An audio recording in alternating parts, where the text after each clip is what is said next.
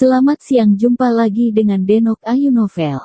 Bagaimana kabar sobat semua? Sebelum kita mulai cerita ini, ayo kita subscribe, like, komen, share dan nyalakan loncengnya untuk mendapatkan notifikasi terbaru ketika Mimin mengupload video barunya. Cantik terlihat jelek, bab 15 salah paham part 2. Bab 15 salah paham part 2. Mungkin Andrew tidak menyangka bisa bertemu dengan Sherin di sini. Secara refleks Andrew berpikiran untuk menarik tangannya dari rangkulan wanita blasteran itu. Melihat pintu lift hampir tertutup, dia pun segera menekan tombol lift tersebut. Dibanding dengan kepanikan Andrew, Sherin terlihat jauh lebih tenang. Dia menganggukkan kepalanya dan masuk. Dia memilih posisi yang agak jauh dari kedua orang itu, lalu berdiri tegap. Sejak saat itu, Andrew belum pernah lagi menghubungi Sherin. Melihatnya sudah berpasangan hari ini, membuat Sherin berpikir apa mungkin keberadaan Simon membuatnya mundur teratur. Sekejap mata lift sampai di lantai 3. Pintu lift terbuka, dia seperti biasa menganggukkan kepalanya lagi ke Andrew dan keluar. Dari awal sampai akhir, dia tidak berbicara dan juga tidak memandangi Andrew sama sekali. Hanya saja, setelah keluar dari lift, dia berdiri bersandar di dinding untuk beberapa saat. Karena walau bagaimanapun dia tidak mau memperhatikan mereka, namun sedikit banyak ada perasaan penat di hatinya. Lusa kemarin baru saja laki-laki itu menyatakan cinta kepadanya. Perilakunya saat itu seakan memberi tanda bahwa dia sungguh-sungguh terhadapnya, tapi sekejap mata dia sudah bercanda gurau dengan wanita lain. Kalau bilang sama sekali tidak terasa apa-apa, itu bohong. Ternyata benar, laki-laki memang tidak bisa dipercaya.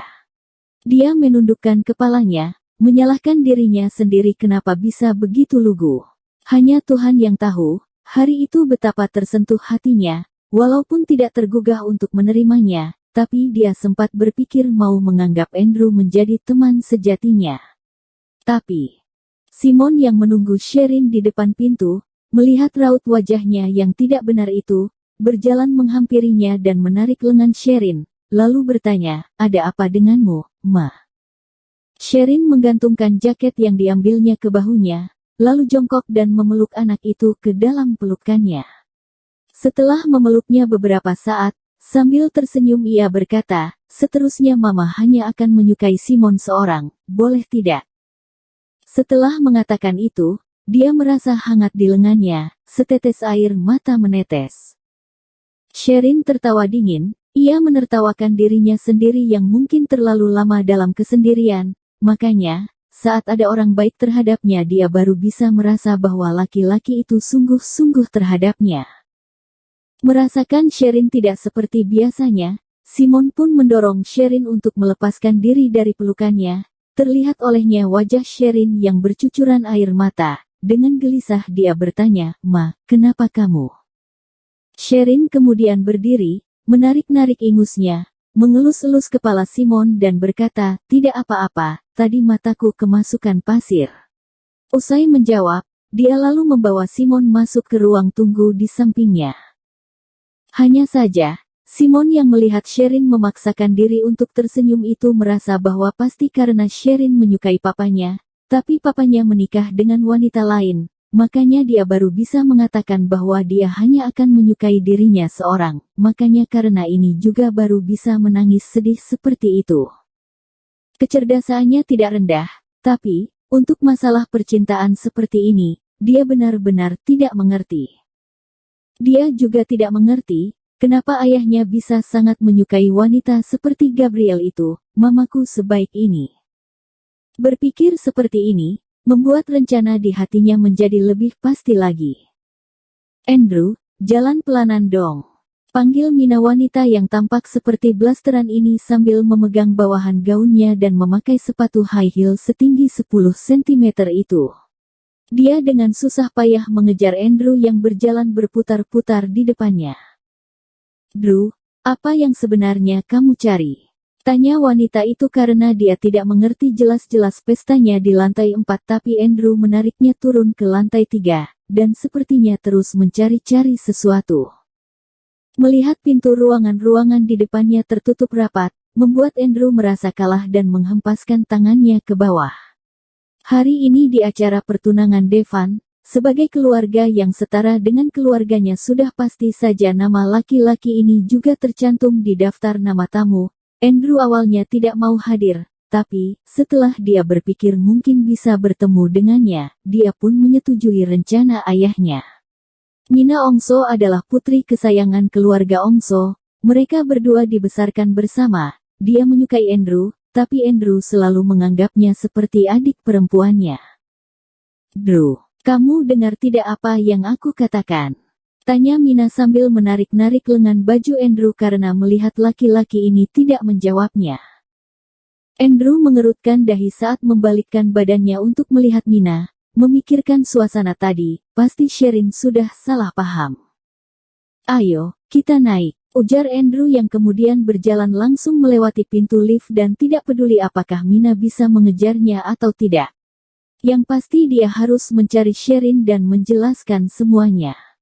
Beberapa saat setelah Andrew pergi, salah satu pintu ruangan itu terbuka. "Ma, kenapa kamu mau-mau saja mendengar perintah wanita itu? Kamu bukan pembantunya," tanya Simon yang tidak senang melihat Gabriel memerintahkan Sherin untuk mengambil sepatunya. Terdengar jelas Simon membelanya.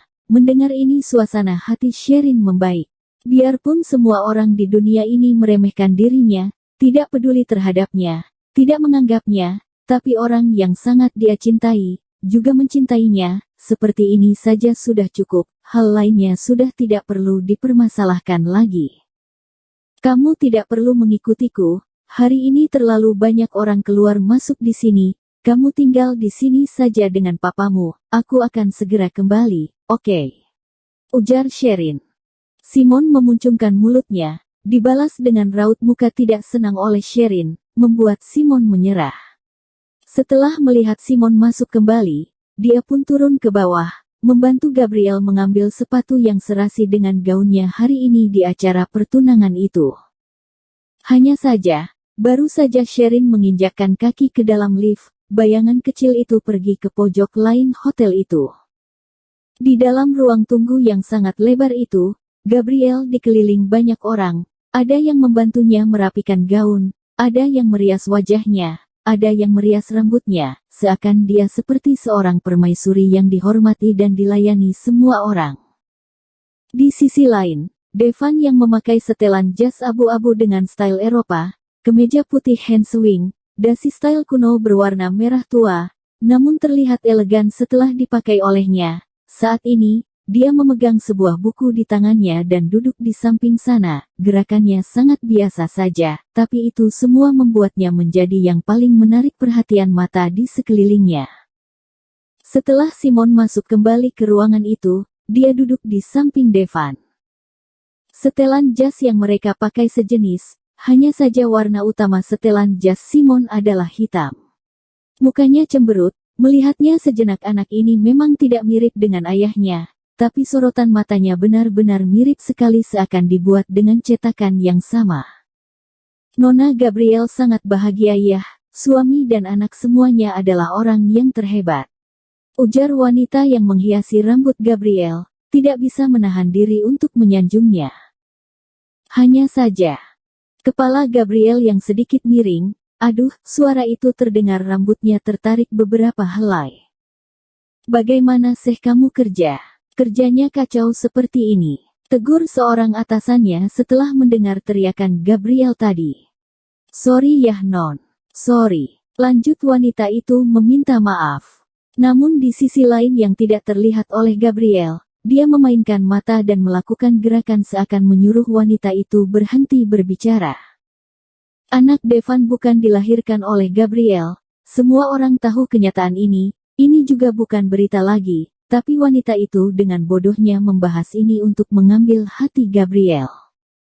"Tidak apa-apa, lanjutkan saja," jawab Gabriel dengan lembut dan tersenyum-senyum. Dari raut wajahnya memang tidak terlihat perubahan besar. Beberapa tahun ini, dia juga sudah memahami bahwa untuk masalah ini lebih baik dia menerimanya dengan ikhlas daripada melarikan diri. Ini semua bisa membuat orang lebih bisa menerimanya. Kelapangan dadanya lah yang selama ini membuat orang-orang kagum. Orang-orang selalu berkata, pantas saja dia bisa menjadi istri laki-laki seperti Devan. Karakter wanita ini benar-benar sempurna. Bersambung. Terima kasih kepada kalian yang telah menonton video ini. Jangan lupa tekan tombol subscribe-nya dan nyalakan notifikasinya untuk mendapatkan video-video seru lainnya dari Denok Ayu Novel.